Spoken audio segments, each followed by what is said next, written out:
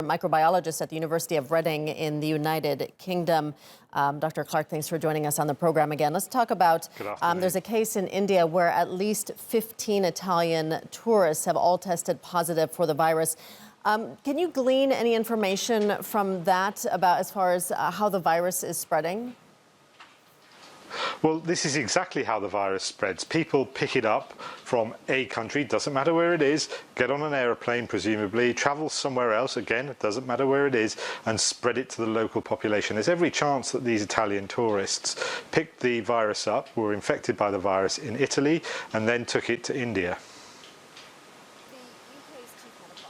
Says an epidemic is likely there, and the virus is probably spreading now undetected.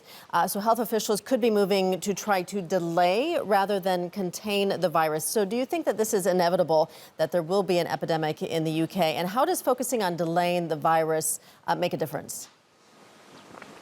Well, focusing on delaying the virus is the second step after trying to contain it. And delay it means to slow down the spread so that not everybody who's going to get it gets it more or less at once. And that helps the health service manage. It spreads out the pressure that you apply to the health service over a matter of months instead of all in one go. And of course, that alleviates pressure on beds and facilities within our hospitals.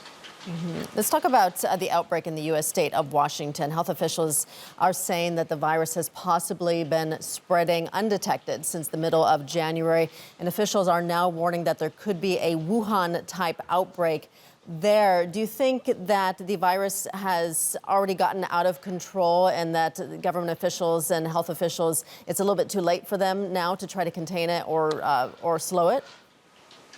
That's entirely possible, and that might be why containment is difficult or won't work as well as otherwise it might have done, because I think it seems pretty likely this virus has been circulating amongst populations right across the world for for a longer time than we realised, for quite some time, but we don't understand that very well, and we don't know how many people have had the virus, how many people have got it, because of this problem of people having it without any symptoms. If they don't have any symptoms, they won't go to their doctors, and it won't be recorded. So really, governments, health authorities across the world need to try and find a better way of understanding how many people have already had this infection and have probably spread it on to other people.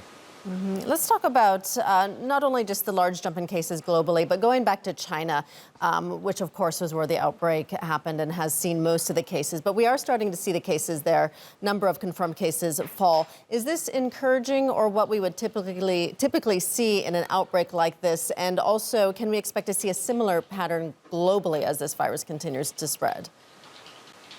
Well, yes, I think we've seen it peak for now in China. That doesn't mean it can't peak again. It could do.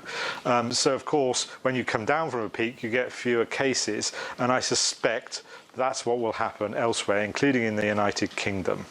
We'll see a peak and then it'll decrease. The big question, of course, will be whether we only get one peak or not. All right, we'll leave it there. Simon Clarke, thank you so much for sharing your thoughts with us today.